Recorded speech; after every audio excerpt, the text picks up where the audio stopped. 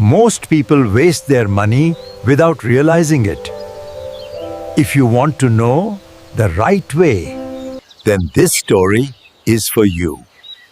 Listen to this story till the end. Once upon a time, in the warm and sunny village of Sundapur, there lived three brothers, Rohan, Kiran, and Ayan. Sundapur was a place where mornings began with the sound of birds and evenings ended with golden light resting on wide fields. The soil was rich, the river flowed gently nearby, and the villagers believed that honest work and patience were blessings from God. The three brothers were born into the same humble home. They ate from the same table, learned the same values, and worked side by side since childhood. Yet as they grew older, it became clear that each brother saw life through a very different lens. All three worked for a wealthy merchant named Harish, a man respected not only for his riches, but also for his wisdom. Harish had traveled far, seen fortunes rise and fall, and learned that money alone did not decide a person's future, character did. Over the years, he quietly observed the three brothers. He noticed their habits, their effort, and how they reacted to success and struggle. One bright morning, when the fields shimmered under the sun and the air smelled of ripening grain, Harish called the brothers to his courtyard. He looked at them thoughtfully and said, "I am giving each of you a piece of land and a bag of gold. This is not just wealth, it is time, opportunity, and responsibility. How you use what I give you will decide your future." The brothers bowed respectfully and left, their hearts beating fast with excitement and uncertainty. Rohan, the eldest, broke into laughter the moment they were out of Harish's sight. "Life is short," he said confidently.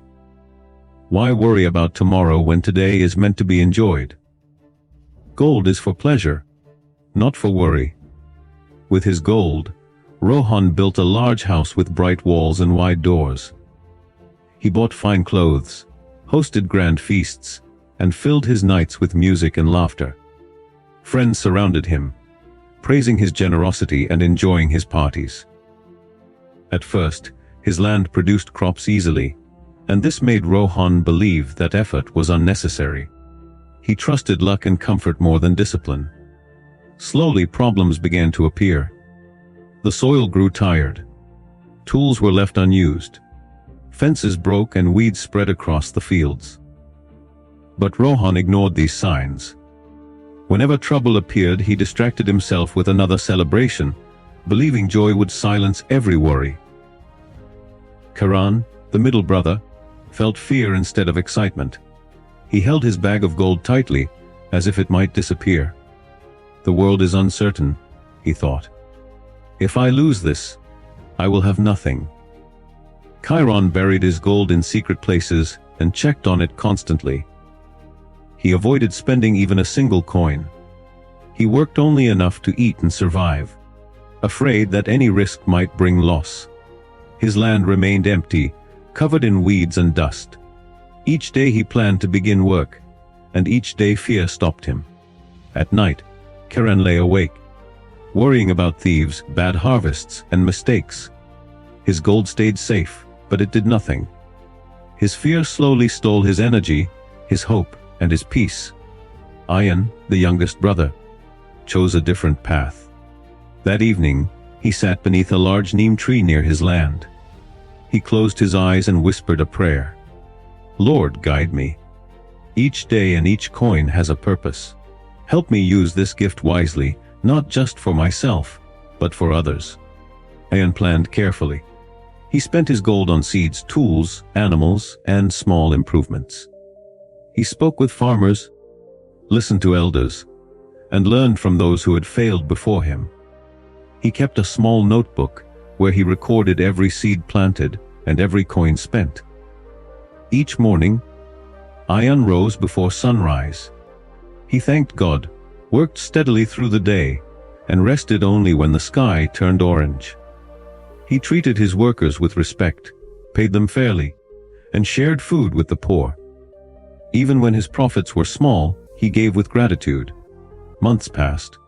Slowly, Ayan's land began to change. Green shoots appeared.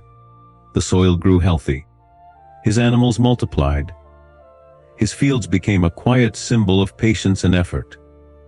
Though his wealth increased, his humility remained. He lived simply, grateful for every blessing. Years went by. Rohan's life, once bright and loud, began to fade. His gold ran low. His crops failed. His friends disappeared when the parties ended. Debt replaced laughter, and regret crept into his heart. Still, he struggled to accept responsibility, blaming fate instead of his choices. Kiran's land stayed silent.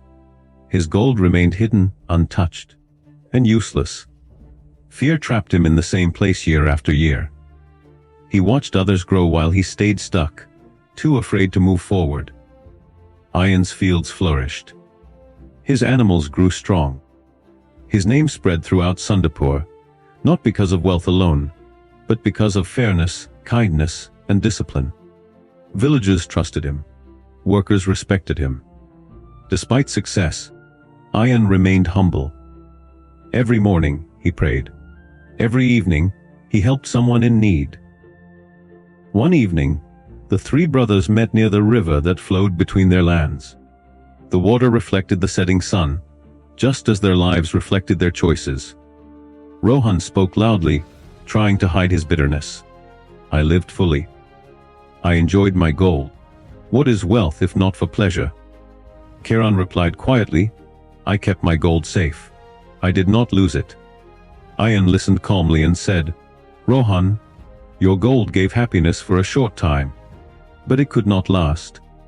Kiran, your fear kept your gold safe, but it did not grow. I worked steadily every day and used what we were given to help many people. That is true wealth. Rohan laughed, though his voice lacked confidence. Life is short. Ayan smiled gently. Yes, life is short, but it is not useless. What is wasted cannot return, and what is never used cannot help anyone. Years later, Harish returned to Sundapur. He walked through the village, observing carefully. He stopped at each brother's land and saw the truth written clearly in the soil. At Ayan's fields, he nodded with pride and said, You understood wisdom. You used your time and gifts well. You worked not only for yourself but for others. He then looked at Rohan and Kiran with sadness. Rohan, you chased pleasure and lost what could have been your foundation. Kiran, you were ruled by fear and achieved nothing. Let this be a lesson. Time and gold, when used well, bring growth and blessings. When wasted or kept unused, they bring regret. The three brothers bowed their heads, finally understanding their own choices. And so, friends, remember this. Use your time and money wisely. Work hard, help others, and make the most of what you have. That is the true way to grow and be happy. If you enjoyed this story and want more life-changing lessons, hit that subscribe button and never miss an update.